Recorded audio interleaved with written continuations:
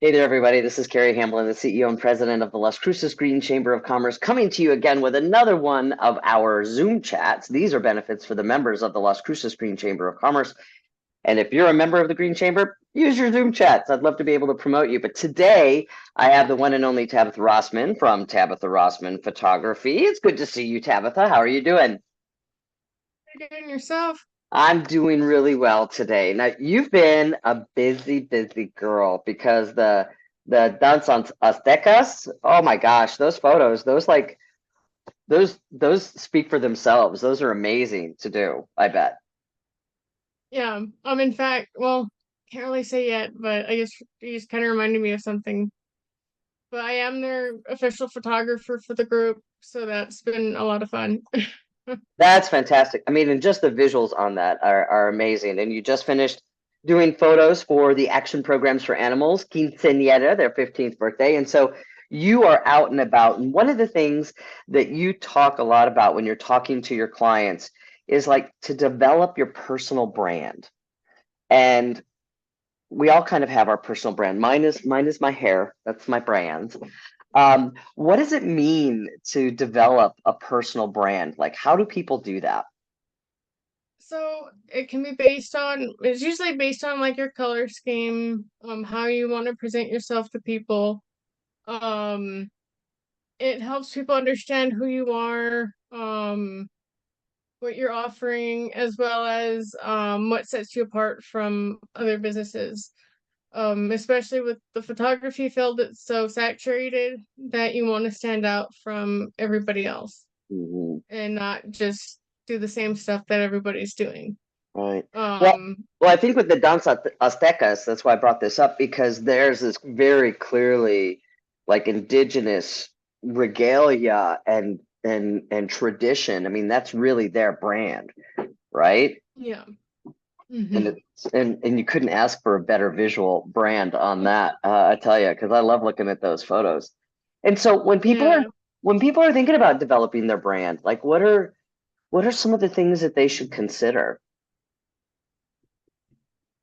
Like their color scheme that they want to portray, how they want to look in photos, locations that they want their photos to kind of give off. I know here in the Southwest, I get a lot of like the Southwest themes of what they want. Um, so more like their style, how they want their logo to look. Um, I know I'm known for having that paw print in the middle of mine with the iris. A friend of mine designed the iris for me, and Hmm. then another photographer friend designed the logo for me. But it also consistency helps with your business as well to stand out. Well, when you're talking about like color, I'm thinking about that because we've talked about this before in terms of like the gradient blue green that you've got now as part of yours. And so you want that on your social media. So when you're thinking about your branding, you not only want to think about like your photos, but you also want to think about like how you're going to use it on social media. Yeah. And your website and your printed materials and all of that stuff, right? Mhm. Yeah. Yeah. And so I picked those colors because I feel like I'm mostly drawn to blue and green. When it comes to I like if I can shoot my clients in nice green grassy areas with a nice blue sky. But sometimes it's hard, especially like gearing towards winter, so it's hard to kind of keep that style. Hmm. But I also try to keep more of a crisp and clean look to my photos too, because we also like to see a lot of color with the culture here. Yeah. And so I try to represent that throughout my photos Well, and stay consistent with how I edit. yeah, yeah, that makes sense.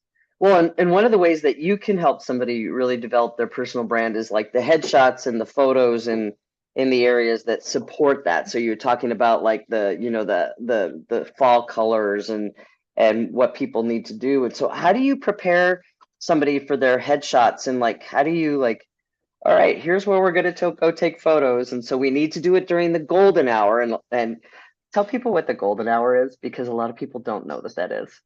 Okay.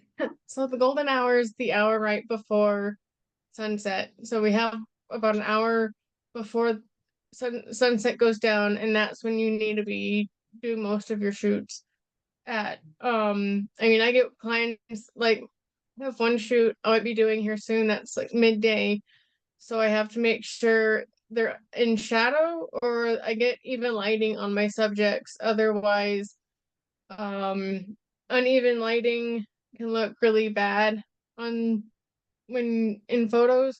Mhm. So I try to make sure that the lighting's even and it makes the client look good.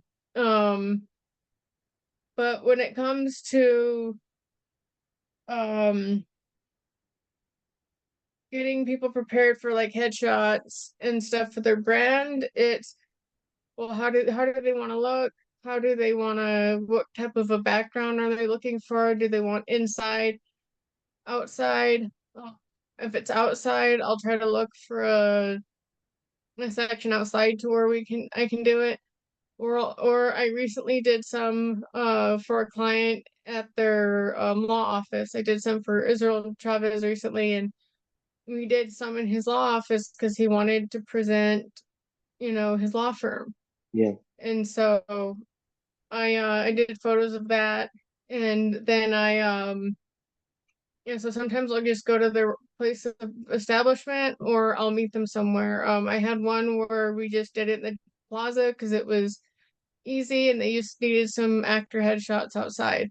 Yeah. Um, Well, when you do something inside in comparison to outside, and the reason why we brought up the golden hour is just because the light is so rich at that time, right? mhm, And so it's not going to blind you out like the midday shoot that you have to like kind of work in other factors.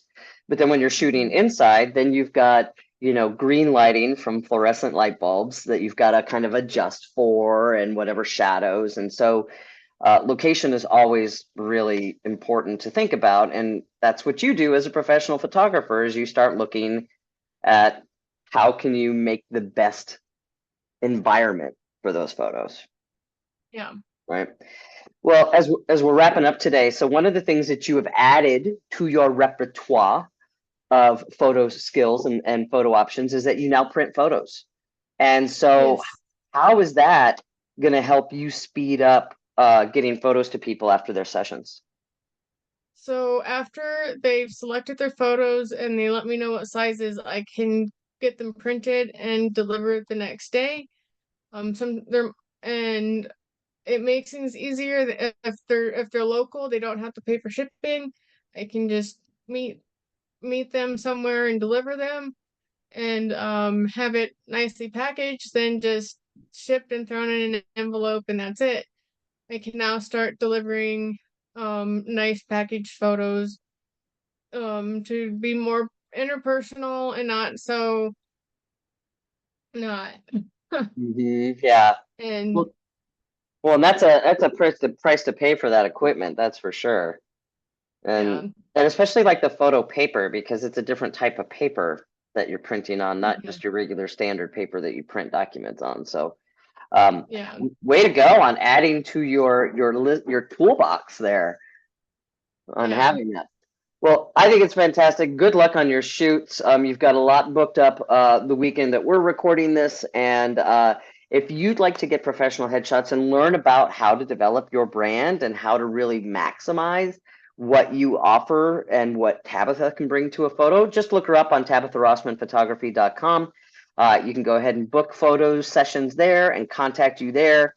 And if you're a member of the Las Cruces Green Chamber of Commerce and would love to do a Zoom chat so we can uplift what you're doing, go ahead and private message me here, and I'll be more than happy to set up a time with you. Tabitha, it's always a pleasure, and thank you so much for doing what you're doing. Really appreciate it, and I know we'll see you soon. Yeah.